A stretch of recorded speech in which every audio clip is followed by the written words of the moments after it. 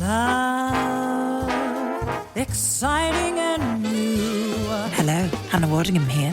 Have you seen the fabulous new Sun Princess? World-class entertainment, exceptional dining, and the greatest pizza ever. It's a love. Don't miss our Come Aboard sale with up to 40% off and free room upgrades. Visit princess.com or call your travel advisor to book. Princess Cruises. Terms and restrictions apply. Offer ends 2/28/25. Ships of Bermudan and British Registry. Are negative Google reviews hurting your business? Don't let unfair feedback cost you customers. At Webamax, we specialize in removing false, misleading, and damaging reviews so your online reputation stays strong. Our expert team works quickly and legally to clean up your digital presence, helping you rebuild trust. Visit us on the web at www.gowebamax.com. That's GOWEBIMAX.com, or text us for a free quote at 856-840-8343. Don't let bad reviews define you. Get immediate help from Webamax. Make your next move with American Express Business Platinum. You'll get 5 times membership rewards points on flights and prepaid hotels booked on AmexTravel.com. Plus, enjoy access to the American Express Global Lounge Collection. And with the welcome offer of 150,000 points, your business can soar to all new heights. Terms apply. Learn more at americanexpress.com/business-platinum. Amex Business Platinum. Built for business by American Express. You know what's smart? Enjoying a fresh gourmet meal at home that you didn't have to cook. Meet Factor, your loophole in the laws of mealtime. Chef-crafted meals delivered with a tap, ready in just 2 minutes.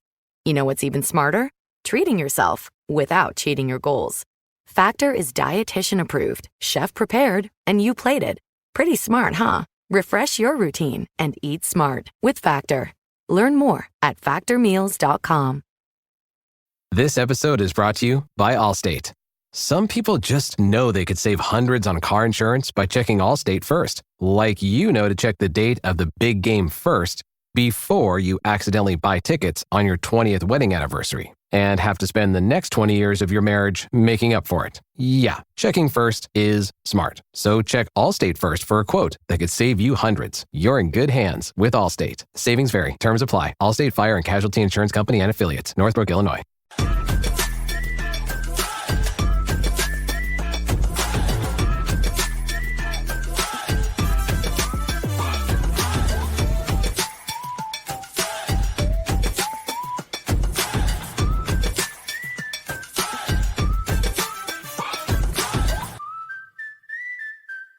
From the field to the film room to the war room, we've got you covered every step of the way as the road to the draft starts right now.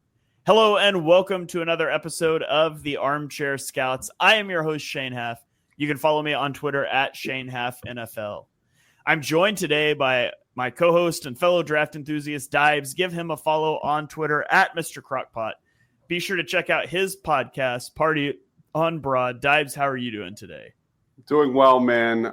We had a great reaction to our previous show, breaking down our favorite first-round targets for the Philadelphia Eagles. Today, we're going to do a more general take on the quarterback class. It's not going to be as exciting, I think, but let's do this. Yeah, so according to Dibes, this show is going to suck. We don't even know why you're watching. Did I get that about right there, Dibes? Pretty much. By the way, as I said on Birds of the Round Table, I would take Tanner McKee over 90% of the guys we're talking about here. All right. Well, we'll dive into it here momentarily. Also joined by his co-host on Party on Broad. It's Ryan. Give him a follow on Twitter at Philly Sports PSA. Ryan, how you doing? Yeah, well, after that great introduction to the quarterback class, I mean, geez. Let's dive into not only one of the least important positions for the Eagles' standpoint, but as I said, just unfortunately not the greatest classes that we've ever seen as a whole. So, but still, we got to talk about them, and we're going to do all that tonight. I mean, you guys are, if you're watching draft content in mid-February, you're draft sickos. You want to know about these guys, even if the Eagles aren't going to draft them. And so That's what we're here to do. We're going to break down every single position group in the draft by the time we get there. And last but not least, here we're joined by Mark Henry Jr. Give him a follow on Twitter at Mark Henry Jr. _ Be sure to check out his Tough Cover Radio show every Saturday. Mark, how you doing? I am banged up. I'm finally feeling the after effects of the parade from sickness. I think being around 1 million people probably, but excited to get into these position rankings. Maybe not the most exciting one first here, but I've been saying that I hate this draft class, and it's probably in relation to this position. Yeah. All right, well, let's dive into it, guys. We're going to give you our top 5 quarterbacks. We're going 5-1 here, so we'll save a little bit of suspense for the end. And so let's dive in here at number 5. Ryan, who do you have at number 5? Oh, was not expecting you to go to me. Dive. No. You already called on me.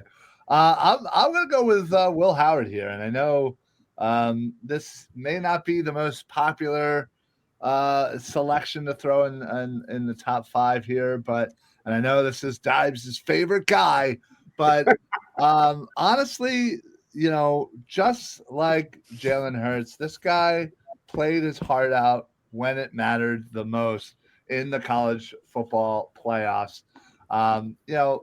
Again, he kind of gets a little inconsistent at times, especially with his mechanics and, his ball placement. But, again, when he is on, he absolutely has such great arm strength, really has a nice placement, and just has the size that you would want for a professional quarterback. And most importantly, and always has been to me, the man seems to know how to win and how to lead.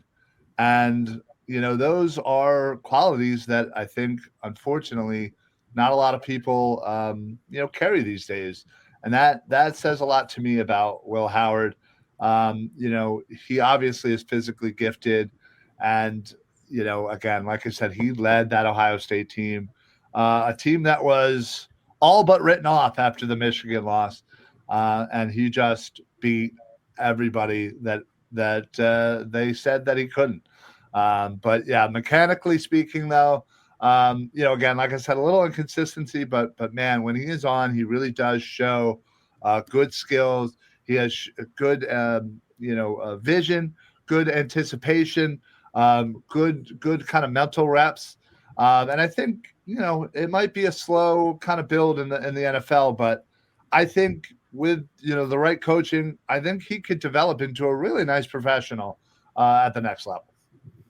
All right. And Mark, you also had Will Howard number 5. He was outside Dibes and I's top 5. So do you have anything that you want to add in on Howard?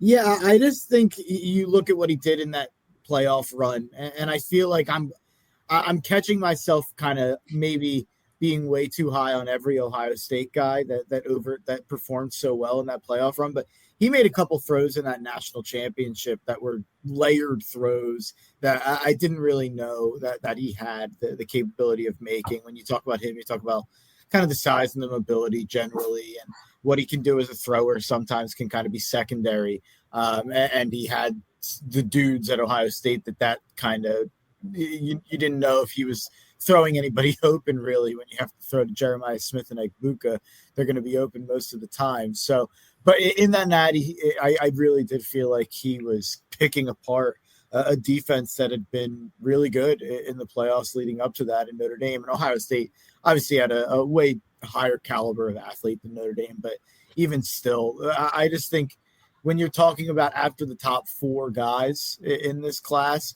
I think you're talking about probably just who's the most ready right now. And I would take Will Howard over any of the other guys outside of my top 4 in terms of who I think could step in and be a competent backup right away. Yeah, I have a question for you guys on Howard. So I mean, he's an older prospect. He'll be 24 before his rookie season starts. I wonder. I mean, so were Jaden Daniels and Bo Nix last year. They both had good rookie seasons. I have a theory.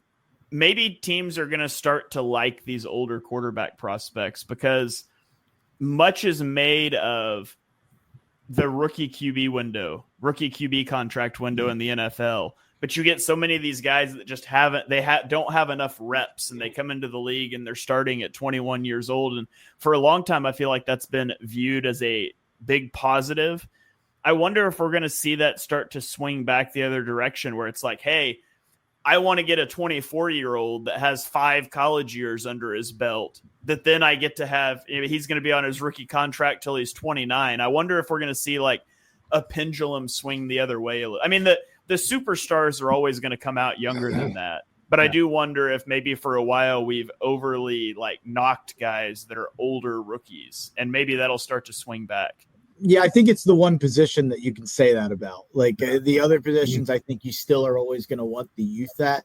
But I do think that quarterback position, when you get more tape on them, you get to see the problems more than the good things, honestly. So I think the more tape you get on the non-elite guys, that's probably what's going to win out. I don't know if that's the Bo Nix rule or if it's the Malik Willis rule. I don't know which way you could go. Or the Anthony Richardson rule, where guy's so freaking raw, and then it just blows up in your face. Well, I mean, listen, think about it the way the NFL was 20 plus years ago. You draft a guy, and even if you drafted him in the first round, he probably wasn't even playing. And you had them sit, you had them wait. Players played a lot longer in college even back then. And, players certainly could develop at their own rate. Now it's oh, hey, we got to get them in there, boom, boom, boom. We need, results right away. And I think there needs to be some sort of medium between both kind of sets to kind of figure out what guys might have it, what guys might not, what guys might need a little bit more time, and what guys, are flying right out the door. So. And theoretically, like that's what you want as an NFL franchise. You want to have your main position groups kind of settled, your trenches settled, and then you go get a quarterback that's ready to go, and you have a window, a 4 or 5 year window to let's get this thing done. So ideally, like that's logical. Yeah. All right. That was just something that I thought about as I was thinking about Will Howard and how he kind of slots in. He was QB6 for me, by the way, just missed my top 5. But let's get my number 5 is Riley Leonard from Notre Dame, and he's number 4 for Dibes. We'll throw over to Dibes here in a second. So Riley Leonard is 3-star recruit who was actually more well-known as a basketball player in high school. He earned a spot on Alabama's Super All-State basketball team. He ended up going to Duke to play football, and in 2022, he broke out, becoming one of 3 FBS quarterbacks to throw for 2,900 passing yards and rush for 695 rushing yards, along with Jaden Daniels and Drake May, both guys that went in the top 5 of last year's draft. Injuries derailed his 2023 season. Then he transferred to Notre Dame, and he broke their single-season rushing record for quarterbacks. With 17 touchdowns, 906 rushing yards. He has really good athleticism and mobility. He should be used a lot on QB designed runs at the next level. I also think he throws a pretty deep ball with nice placement, but he's not just like a deep ball merchant. He can layer passes over the middle of the field as well. He's calm and collected. Like, He's a little bit of like a never too high, never too low sort of guy on the field and on the sidelines. And I think he shows really good pre-snap awareness to get protection set, to get into the right play calls. Sidebar, it's always nerve-wracking profiling a guy from Notre Dame because I figure Mark's going to tell me everything I'm off about when I get done here. But as for his weaknesses, I think he's got poor lower body mechanics, and you see that have a big impact on his accuracy and his ball placement. He heel clicks a lot when he's trying to climb in the pocket. I don't think he makes the best decisions under pressure. He tries to play hero ball, throw out of sacks too much, and that never say die mentality will cost him at the next level in terms of toll on his body and turning the football over. And I think he's too confident in his pre-snap reads. He'll lock onto a receiver who isn't there because of a post-snap rotation. He just stays on it, and then he stays on it, and then he ends up pressured. And bad things happen because he'll try to throw out of a sack or something like that. So when I look at Riley Leonard, I see him. I've got a 3rd-round grade on Leonard right now. I see him as like a developmental backup. He needs time to work on his mechanics before live bullets start flying. But if you're a team like the Eagles, the Ravens, the Commanders, the Bills that use your quarterback in the running game a lot, I think a guy like that's a guy you'd love to have as a backup in your quarterback room.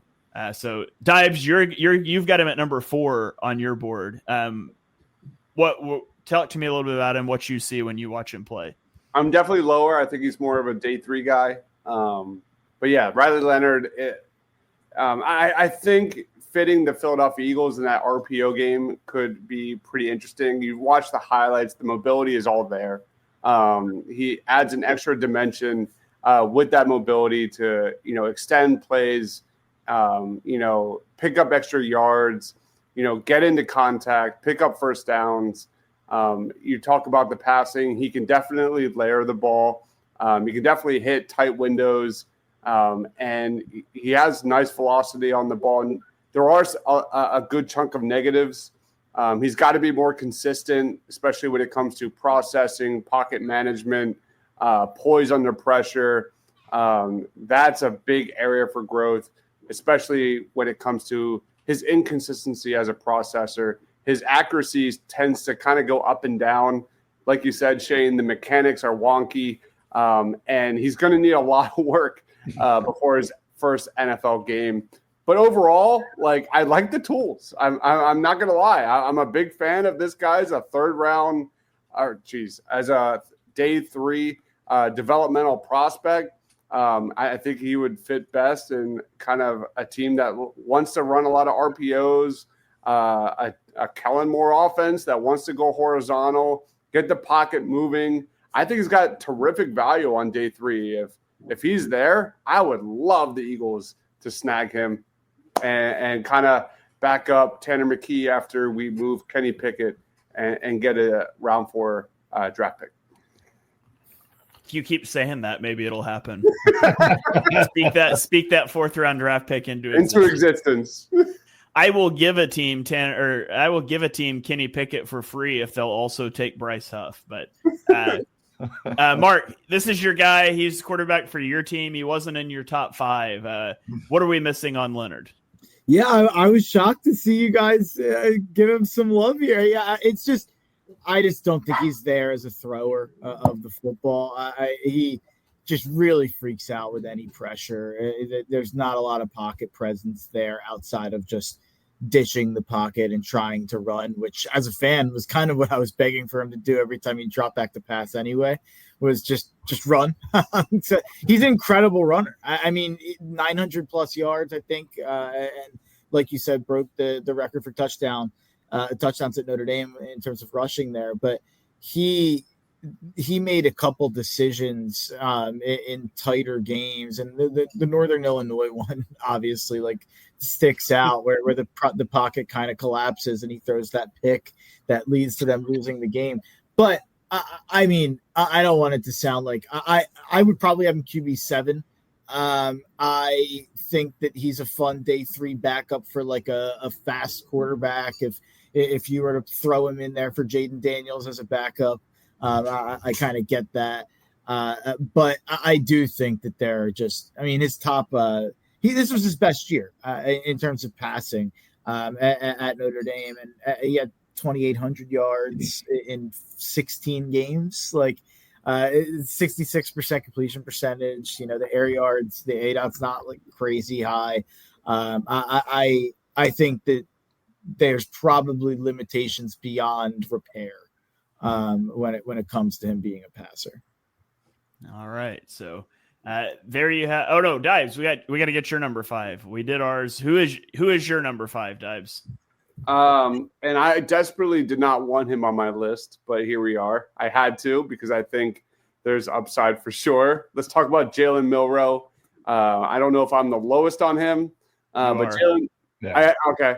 So Ryan and Mark have him at 4. I actually have him at 3. Okay.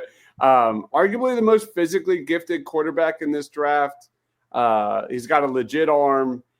He's got, a lot of Michael Vick comps being thrown out there.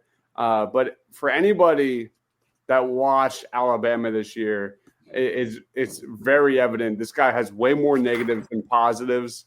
Expectations for this dude was sky high in 2024. Believe me, I drank the Kool-Aid, and man, he just did not progress. He's so raw as a processor. He's very inaccurate. His mechanics are spotty at best. The decision-making he has in the pocket has to improve, it's bad. And you could even go into the ball security. That's a legit concern as well. He's a guy that stares down his targets way too often. He's more of a thrower than a refined passer. His deep balls need a lot of work. He doesn't lead receivers, and pretty much every single time, not every time, but I'll say 90% of the time, receivers need to adjust to the ball rather than Jalen Milroe leading them into daylight. So he's a quarterback that needs to be in a rhythm offense. He needs to be seasoned up. He needs to be coached up in a big way. I was shocked he declared he's not ready for the NFL. He's not ready for the speed of the NFL. There's no doubt that he's ridiculously gifted, but he's so raw that I just don't understand the first round, talk of Jalen Milroe. It's absurd to me. And I put him at number 5, but I think he's a day 3 quarterback at best. All right. Ryan or Mark, anything you guys want to add? You guys both had him at number 4. Yeah, I'll pretty much agree with everything Dives just said. There is a lot to love about him, but there's also a lot to hate. But I feel like the negatives on him are things that will take time and will take coaching to build up. You can't teach the athleticism that Milroe has. Yes, the ball security, the smaller hands.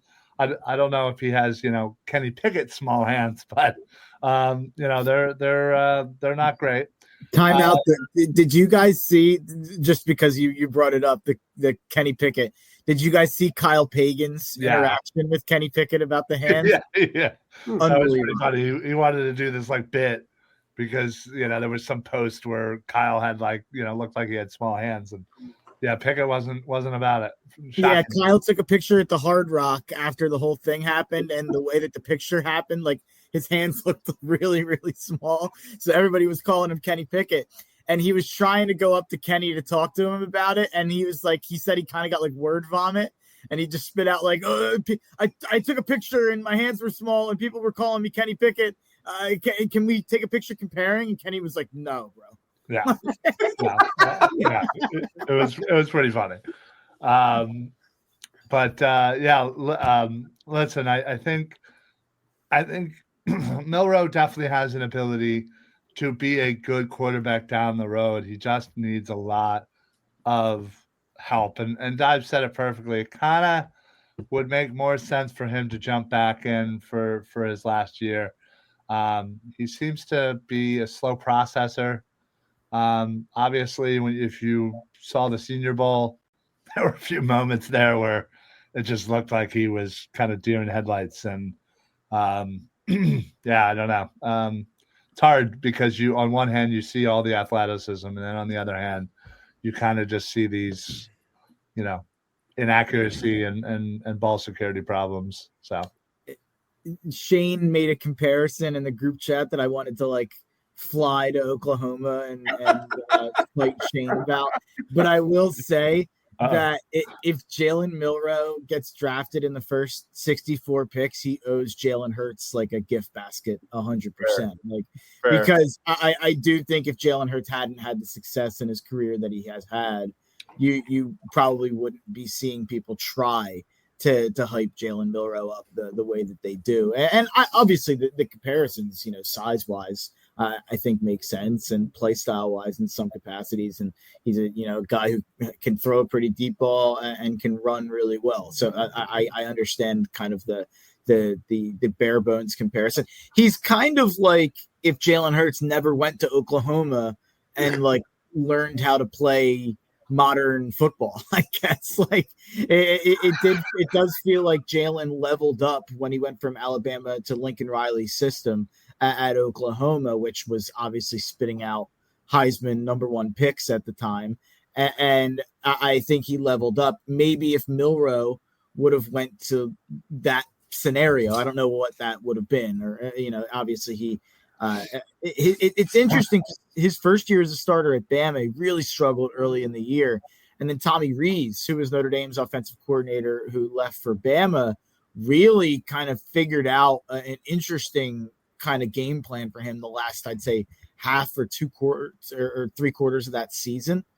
And it was just a steady diet of quarterback run and deep balls. They basically just like cut out all the short and intermediate stuff. And they'd throw screens and things like that, but they kind of cut out a lot of the stuff that he wasn't that good at. And they did a great job. And then he loses that. Tommy Rees goes to the NFL, Nick Saban leaves, and they hire Kalen DeBoer.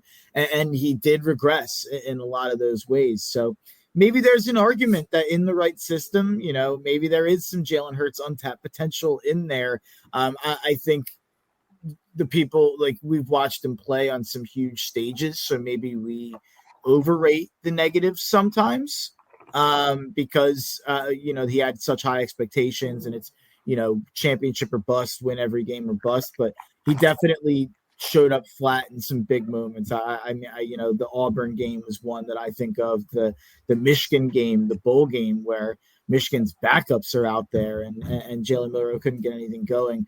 Those are games I think of. But an interesting kind of a thought I had about Milroe, and a team that's kind of laying in the weeds in the quarterback market in general is Indy, and what's going to happen with Anthony Richardson.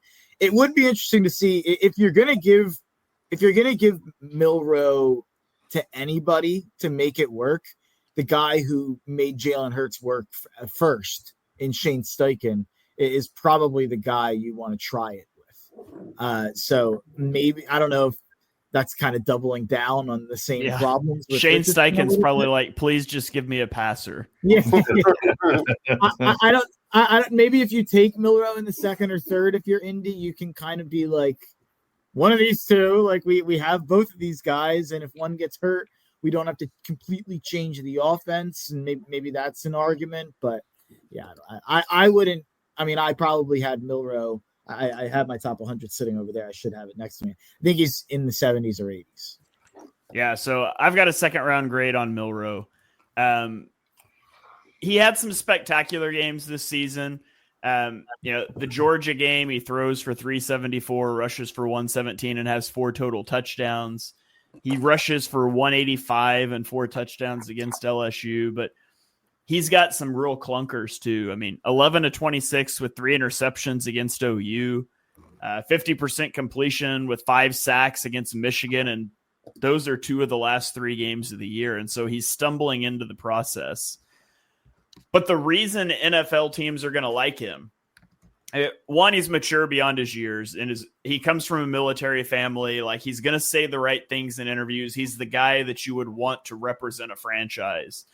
And 2, it's all the athleticism. He's explosive as a runner. He's got a live arm. He can drive the ball downfield outside the numbers. He's the most physically gifted quarterback in this class.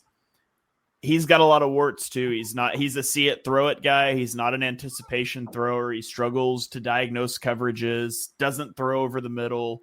His footwork's erratic. To me, like, I have a second round grade on him, but I still view him as very developmental. He's the guy that needs the Will Howard treatment, that goes back and plays another year of college ball and comes out older. And I get why he doesn't, because this is a weak class and it's going to boost him up boards. I mean, he's my QB3, and he wouldn't have been my QB7 last year. But my plea for NFL teams is don't Anthony Richardson this guy by drafting him to start as a rookie. Don't do it. Like, he needs time to develop. He needs time to adjust to the speed of the NFL. He needs to be in the right attack, a power run, vertical oriented attack. Don't Anthony Richardson this guy. Lamar Jackson / Jalen Hurts this guy. draft him, not to come in and start right away, develop him as a backup, and then ease him into the game. And that's what's going to see success for him. Like in an ideal scenario, maybe he starts like the final 3 or 4 weeks of a season in his rookie year to give him some live game reps heading into an off season. But this is not a guy that you want to start early in his rookie season whatsoever. And at the Senior Bowl, he was extremely erratic. All the inaccuracies were on full display. He would look great on one play and then completely whiff on the next. But make no mistake, I expect this guy to turn a lot of heads at the combine. He's going to blow away some measurables. I just don't want to be the team that takes him in the first or second round. I feel that way about every quarterback.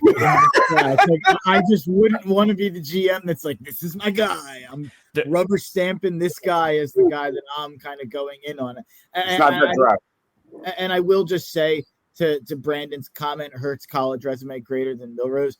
That's absolutely like a no-brainer if you include the Oklahoma year. If you take Jalen, they're both Jalen. If you take Hurts' 2 Alabama years, it's pretty similar to the 2 Milroe years. You could actually make an argument that Milroe's stats are slightly better than Hurts' stats in those 2 Alabama years. But like I said, the Oklahoma year would Jalen Hurts have been drafted coming out of Alabama without going to Oklahoma if he would have stayed and been to his backup? Like, is he like a 5th or a 6th round pick? Like I don't think he's a day 2 pick for sure. No, he would have. I think he's a day 3 guy. Yeah. Quarterbacks that athletic are going to get drafted at some point, I think. I agree. So, yeah, this is a draft where there's actually a lot of quarterbacks I like as developmental backups.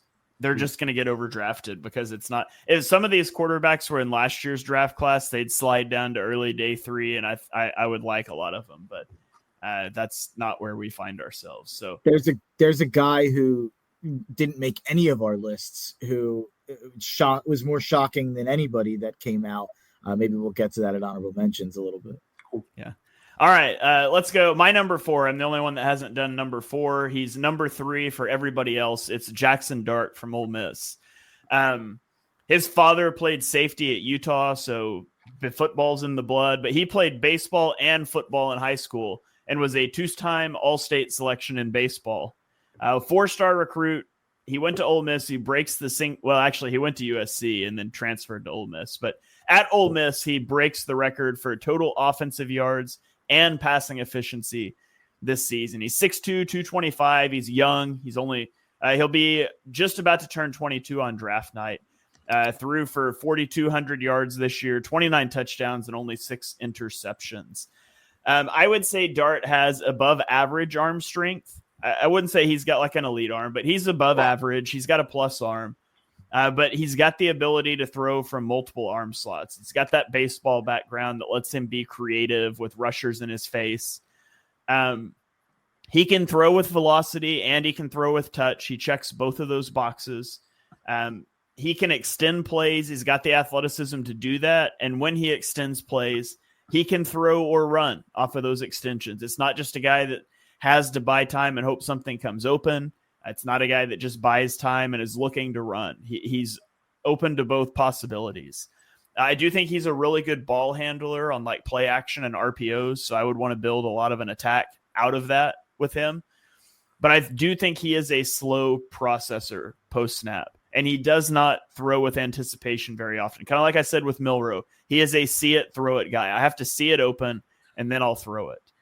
And then playing at Ole Miss, he did not play in anything that's remotely close to a pro-style offense. And I think he could struggle to adapt at the NFL level. His decision-making and his accuracy fall off under pressure. I've got a 3rd-round grade on him. I think I've got him pegged as he's a long-term developmental quarterback for me. It's not a guy that you want to start in his first couple of seasons, probably. He's a guy that you want to be your backup. And maybe if your starter gets injured and misses a month, you go 3-1 and you're like, the kid can kind of play. And so I kind of think that's the best career path for Jackson Dart. But I'm a little bit lower on him than you guys are. You guys all had him a slot above me because you're all Milroe haters. So somebody talk to me about Jackson Dart here. I'm talking myself dangerously high on Oh, really? being in on Jackson Dart. I'm just gonna say it because I have a different one too. I don't think there's like anything separating Dart from Shedeur and Ward. Like I think he's right in the same tier as those guys. I don't really love any of them, but if I'm saying like relative to where they're being drafted, I like the value on Dart a lot more. There was a fun stat out there. Every quarterback prospect in the last 11 years that has averaged at least 360 total yards per game in a season with a clean pocket accuracy rate of over 70%, Joe Burrow, CJ Stroud, Baker Mayfield, and Jackson Dart. And there's another fun Jackson Dart stat out there.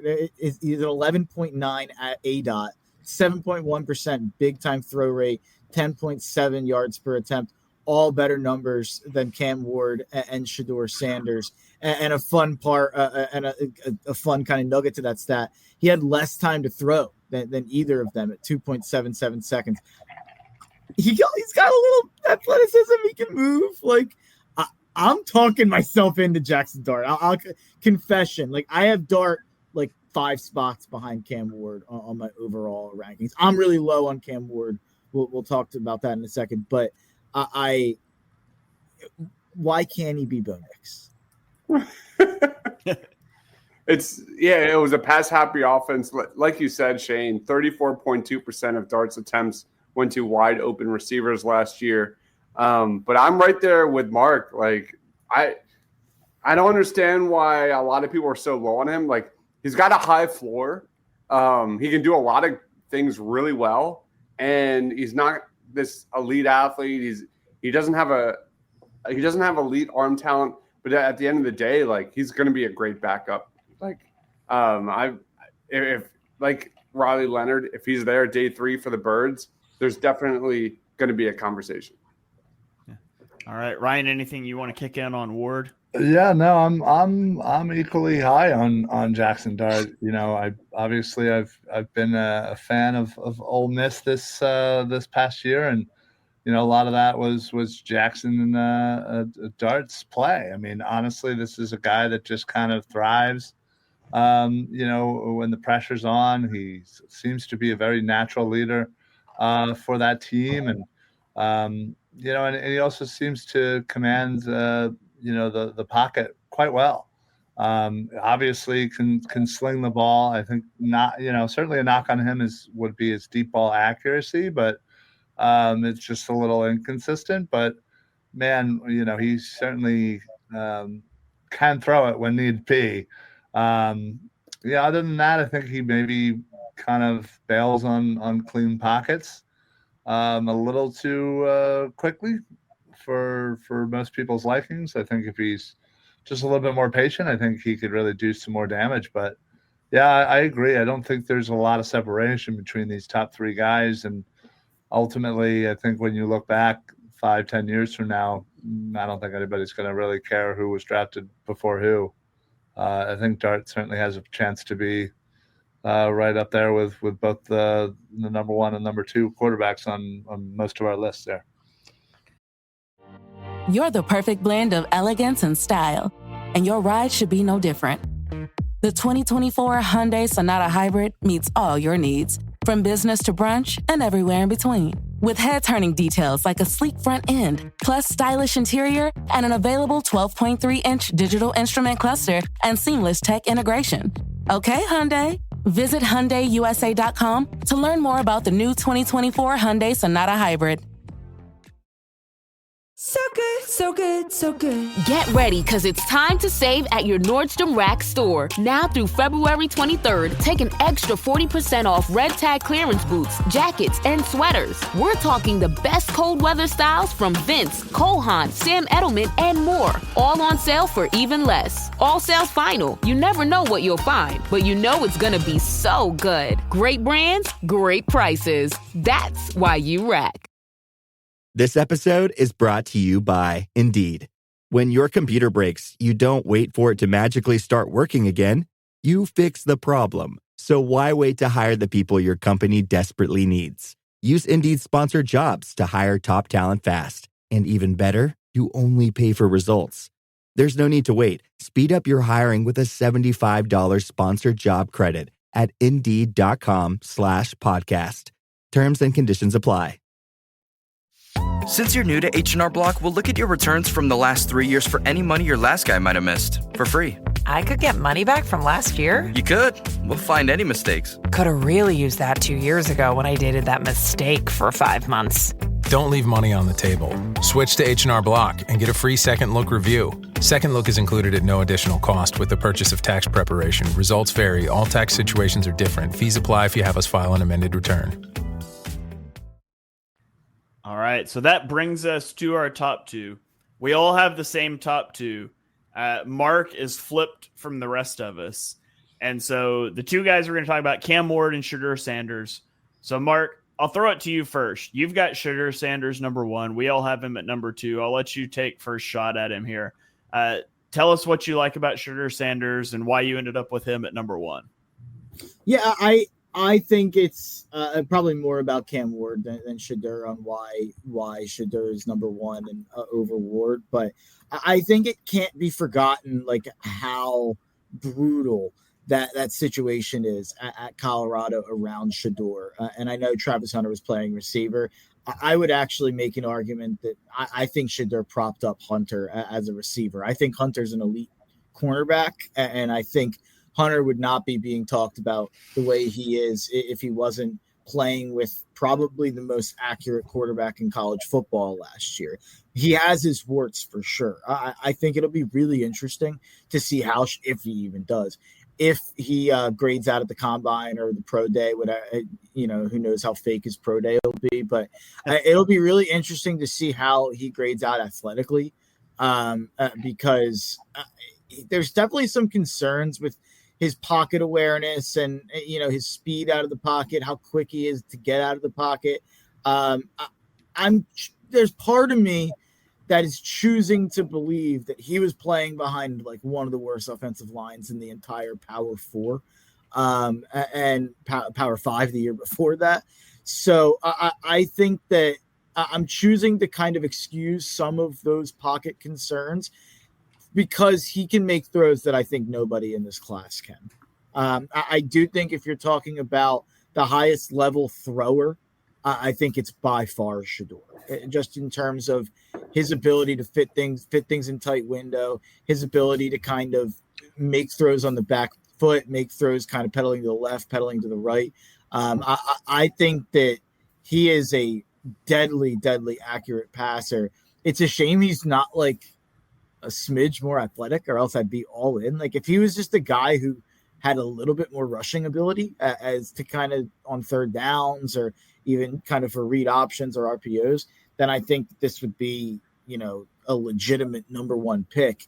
But as it is, I still think I think I had him 32nd or something like that on my top 100 that I did today. So he's technically one of the top 32 players. He won't have a first round grade from me technically. But I do think if I were to bet on, let's say that this was like 2022 and none of the quarterbacks went in the first round, or, we didn't, I think Kenny Pickett went that year in the first round, but let's say we had a year where the entire NFL was like, we think all these quarterbacks stink, which isn't going to happen. And it was sitting at pick 33 and I needed a quarterback and had to pick which one. I would go with Shedeur for sure. But I wouldn't want to bet on any of these guys, like I said before. But if I had to bet on any of the talent just winning out, it would be the accuracy and the timing of Shedeur. Have any of you guys played a lot of Madden like back in the day? Anybody big into like Madden franchise mode? So for sure. They used to have they may still have, I don't know, I haven't done Madden in a couple of years now, but they used to have like player traits. And there was a senses pressure trait for quarterbacks. Mm-hmm. And there was a lot of argument in the day about there was one named Ideal, which was obviously ideal, but there was one called Oblivious. Yeah. And there was a lot of argument back in the day about if that was a good thing or a bad thing, because on one hand, like when he was getting pressured, it wouldn't trigger a throw under pressure dice roll for your accuracy. But on the other side, he you would sack fumble all the time because he's just had no idea a guy was about to hit him in the chest. I feel like that a little bit watching Shedeur Sanders because sometimes I'm like, man, like he keeps his cool as the pocket is collapsing. And other times I'm like, maybe he just didn't see the massive human being right in front of him that crushed him because it sure didn't look like he took 99 sacks in the last 2 seasons. So I don't know, but that's what came to mind for me. He has the oblivious senses pressure, right? And he doesn't put the ball in harm's way, which is 1.1% turnover worthy play rate in 2024 or 2023, 1.3 in 2024. Maybe I got those flipped. My notes are messy right now. And I think he does a good job. Like he's really accurate with the clean platform. He layers over the middle. He can throw receivers out of harm's way. But I don't think he's got great velocity. He's going to have to throw with anticipation to get balls on target on time at the next level. I got a early second round grade on him, so it sounds like I'm probably similar to where Mark is at with him. I feel like he is a pocket passer with a high floor. He's got high floor traits, and he's kind of got a low ceiling. He's going to work best in a timing-based offense that emphasizes getting the ball. Put this guy in a Shanahan, in a McVay, in a LaFleur type system with an offensive line, and I think he could probably be pretty good. But then you get into that, how much of that is him and how much of it is the system and player. He's better than Brock Purdy, but it's the Brock Purdy conversation, like when you have to have all, Tua. Yeah, Tua, the Brock Purdy, you get into those sort of conversations with him, and that's not the quarterback I want to spend a first round and certainly not a top 5 pick on. I think he could be good in the right situation, though. I just wouldn't want to take him in the first round. So, Dibes, anything you want to add in on Shedeur? No, I fully agree. And we did a show last night, and this topic came up. And I said the same thing. I'm not drafting Shedeur Sanders in the first round. He's not on my first round big board. And I got a lot of comments about how I know nothing about football. So this is a really interesting show. But anyway, I fully agree with everything you guys just said. But not to pile on. I mean, he was elite in the red zone among all college passers with at least 500 total pass attempts since 2023. Shedeur Sanders ranks in the top 3 among all FBS passers in passing efficiency and completion percentage in the red zone. And like you all said, given how shitty that offensive line was during his time at Colorado, major shout out there. I mean, his numbers inside the pocket are terrific. But I think a lot of his weaknesses are the reason why I have a different quarterback number 1. He's obviously going to be at his best in an offense that's a lot of, quick strike, kind of, high tempo rhythm offense where you can get the ball out fast instead of working outside of structure. He doesn't have an elite arm. He's not a mobile quarterback. He can get a first down here and there. He's more of a smooth operator than he is creative outside the pocket. So for me, I think he's more of a day 2 guy, a West Coast offense quarterback. I think he's going to be drafted in the top 10, but hopefully to the New York Giants. Hopefully to the New York Giants, but he's not a top 30 prospect in my opinion. By the way, one other wrinkle, I think Dion might be a moron. So if you're factoring in how he was coached in college, he had an offensive coordinator get fired halfway through his first year at Colorado. And then his second year, I believe, was Pat Shurmur. I could be wrong on that. I think Shurmur was the OC last year. I could be off on that. But, I don't necessarily think that he was in the best situation to succeed. I think everything Shedeur did in college was on his own accord. And then something else that there is to say, he did play 2 years at Jackson State before the Colorado year. So he's a 4-year full-time starter. He's taken 4 years of snaps. Now, if you want to say 2 years of those are out in the SWAC at a lower level, that's fine. But I think that he kind of justified that when he put up like the exact same numbers when he went to Colorado that he did at Jackson State. So reps are still reps. Yeah, for sure. Yeah. All right. Well, let's get to the guy that we have number 1. Mark has number 2. It's Cam Ward out of Miami. And I want to set the stage for this guy's story.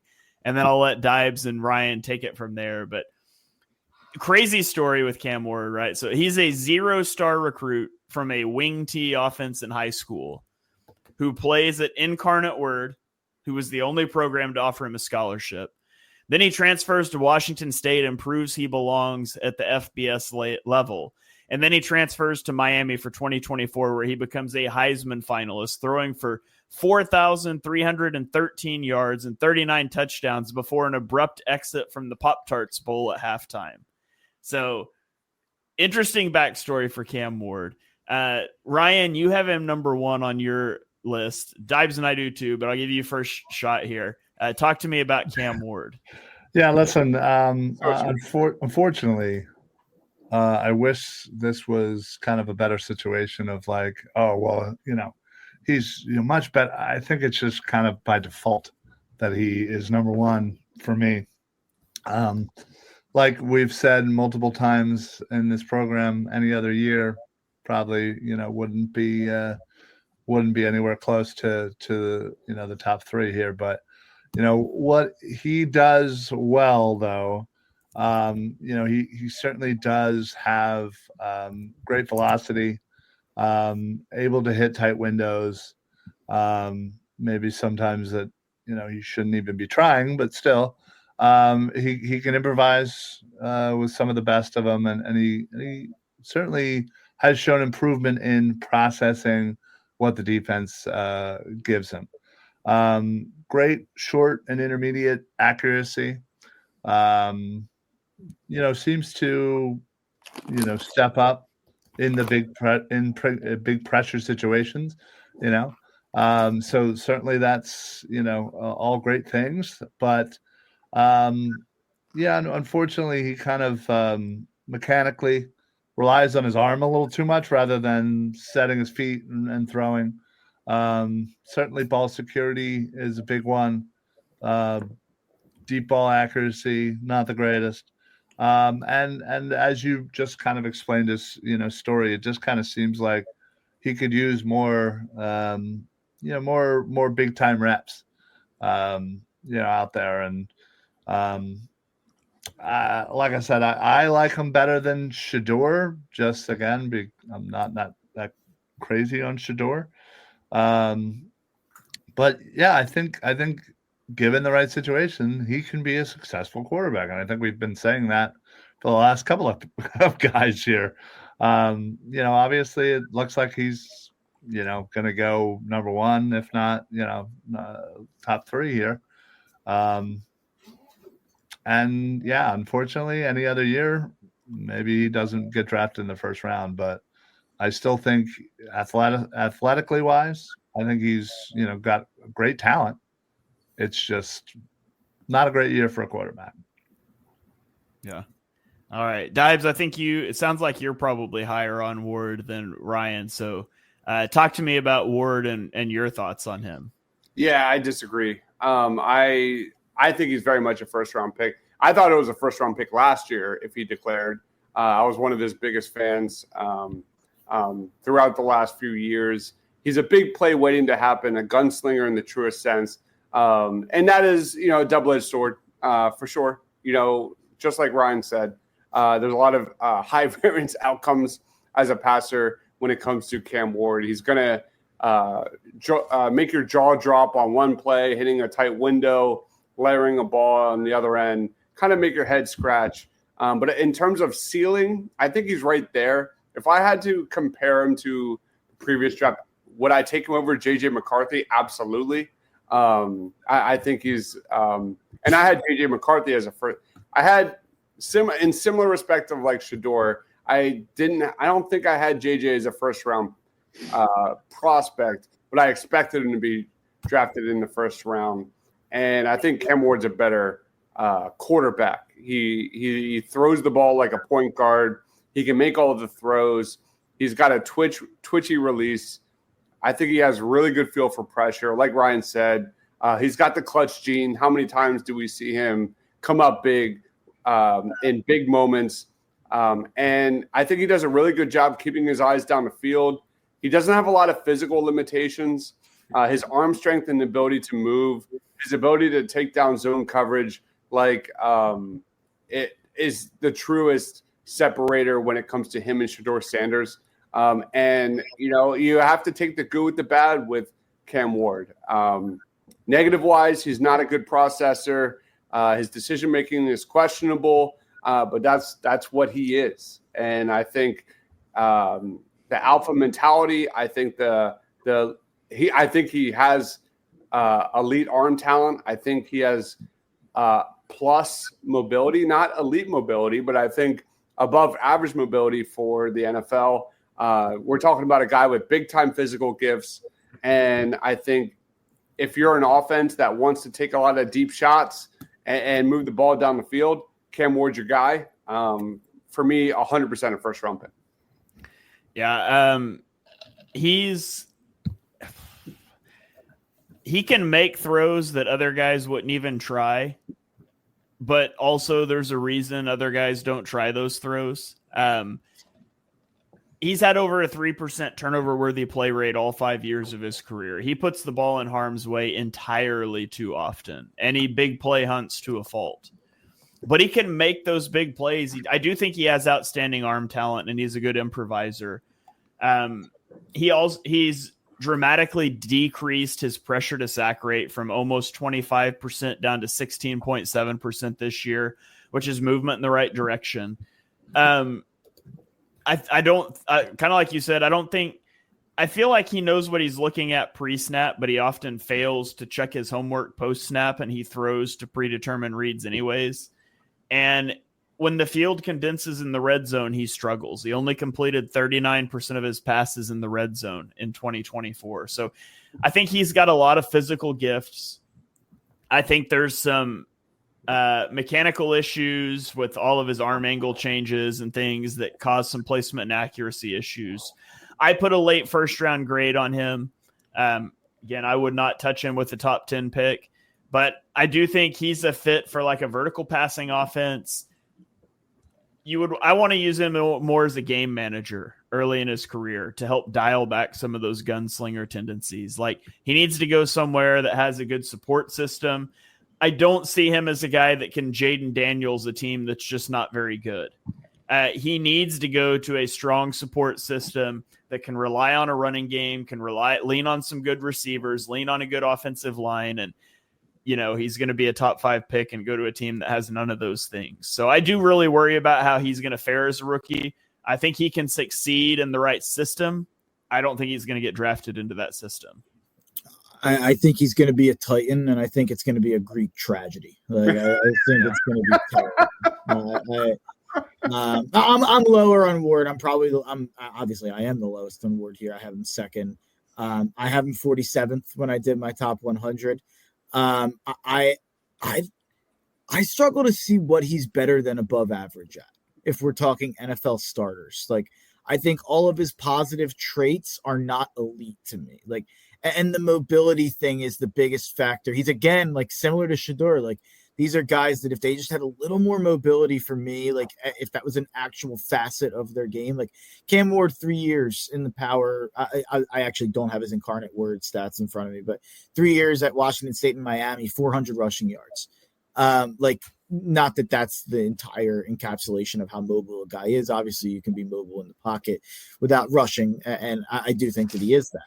But I wonder if he will be that at the NFL level, like he was in the ACC. I guess he needs to. He should be scrambling more than he did. I think at the college. You could level. argue that. Yeah, he definitely should have been in college. I think. Yeah, we'll see if that. I don't know if we're just comparing like the last like top 5 quarterbacks taken of every draft class. I don't know if he's an above average athlete compared to the last 5 years of kind of top pick, first, second round quarterbacks. And that's kind of where I'm at. Like, I he's not a guy like that. I'm being like, if he's a good quarterback, I'd be shocked because he does have some traits, and he did perform really well at Miami and put up big numbers. And I do think it was a great situation there at Miami with Restrepo, really experienced receiver, Arroyo, a tight end who's going to go on day 2, a really good O-line. I do think Cam Ward, there are scenarios that I think Cam Ward could succeed in. I don't think the Tennessee Titans are one of them. I was doing draft needs today, working on some draft needs for teams pre-free agency, and I just almost listed every position for the Titans. Like I was going in, I don't know what position the Titans are like we're set. Yeah. This isn't a Titans podcast, but thankfully. Yeah, I'm glad this isn't a Titans podcast. So there you have it, guys. Our 5-1s. I guess I can go 1-5 now. I have Cam Ward at 1, Shadur Sanders 2, Jalen Milroe 3, Jackson Dart 4, and Riley Leonard 5. Mark goes Shadur Sanders, Cam Ward, Jackson Dart, Jalen Milroe, Will Howard. Dibes went Cam Ward, Shadur Sanders, Jackson Dart, Riley Leonard, Jalen Milroe. And Ryan has Cam Ward, Shadur Sanders, Jackson Dart, Jalen Milroe, and Will Howard. So there you have it, guys. That is our top 5 quarterbacks. I'm going to be honest, I didn't expect our quarterback rankings to be 56 minutes long. But here we are talking about this class. Going to be interesting to see how long some of our other ones are when we get into some better position groups. But that is going to about do it. I guess I'd ask quickly, does anybody have anybody they want to shout out, an honorable mention, a guy you just wanted to throw his name out that did not make your top 5? Quinn Ewers is in my top 100. I'm embarrassed to admit that publicly on the internet. But he's just behind Will Howard for me. I do think he's pretty accurate, especially on short and intermediate throws. I think if you got him as a backup in a West Coast system, he could step in and be competent and admirable. I don't know. I don't think he's anything special. He's not going to be someone you ever want to be your franchise quarterback or starter, but I think there's enough traits. He's been successful at a high enough level, taking 2 teams in a row to the playoff. It's worth it. I Quinn Ewers and Dylan Gabriel are both sad that Sean Payton drafted Bo Nix last year. Yeah. Because both of those are point guard style guys that Sean Payton could definitely work with. So they're both really sad that Bo Nix worked out for the Broncos. I guess Curtis Rourke is a guy that maybe could turn some heads. He's got great size. He tore his ACL, so that's a major concern. But he's got some pocket presence. He's got a big-time arm. There's no doubt. We'll see what he's got when he transitions to the NFL. Keep an eye on Curtis Rourke. All right. Anybody you want to shout out, Ryan, or are you good to go? I was going to say I have yours pretty high, and Rourke pretty high as well. So they're all in my top 10 for sure. I always have a guy that I'm like, this guy should not get drafted, and I feel like he usually does get drafted. That guy this year, Graham Mertz, should not be drafted. That guy's a statue. There's no chance Graham Mertz is ever starting a game in the NFL and having a modicum of success. Do not draft Graham Mertz. Don't waste the draft. Who was the guy with paper mache knees that you really loved that the Eagles got a few years ago? Well, we don't bring up my failures. Carson Strong. But to be fair, that's a health issue. I'm not a doctor. Yeah. I will say it's fun to it's go back to my quarterback notes when literally 50% of my top quarterbacks return to school. So it's just a wild year for quarterback. I guess real quick, do we want to just say where Shador and Ward would be last year on our lists? Because Ward for me would be QB7. I would have had all 6 ahead because I had Bo Nix 6. I think I would have had Nix ahead of Ward. Shador is hard for me to figure out. Because Penix and Shador, there are some similarities I think you could point at. But the difference is I think Shedeur has maybe some off the field stuff that people are concerned about, whereas Penix has the terrible knees situation that people were concerned about. I think they would slot in back to back for me between McCarthy and Penix. So they'd be my 5 and 6 last year. Also, I just wouldn't touch Shedeur with a 10-foot pole because of who his dad is and some of that stuff surrounding that. But that's a whole separate thing. Like, I can evaluate him as a player and also say I probably just wouldn't take him as a quarterback. I feel like I'm almost looking at it. Maybe I'm an idiot.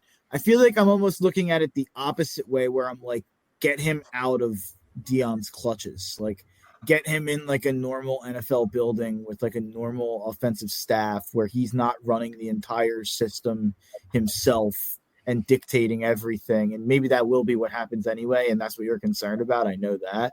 But Deion's still coaching a college team. Like, I have to imagine Deion's going to be busy. Like, if Shedeur's in the NFL, like, he can't be just like following around the NFL team and harassing them. So I'm almost looking at it like, I think Deion coaching him was a problem for his development, and I'm like excited to see if he can develop further once he gets into a normal situation.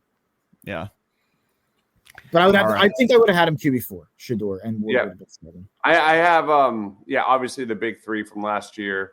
I would put Cam Ward above JJ McCarthy as my QB4. I'll be honest. I whiffed on Bo Nix. I did not see that coming. I'd probably put Shedeur after Penix. I was a big Michael Penix guy. You were. Yeah, that sounds about right. That sounds about right for me too. All right. Well, that's going to do it for this episode, breaking down the top 5 QBs in the draft. We will be back next week breaking down another, I think it's interior defensive line, but I'll have to check my schedule. So diving into some positions that will maybe interest the Eagles a little bit more. But that's going to do it for this one. Make sure you're following these guys on Twitter. Ryan is at Philly Sports PSA. Dibes is at Mr. Crockpot. Mark is at Dr. Mark. No, it's just Mark Henry Jr. _ I am at Shane Half NFL, and we will catch you guys next time.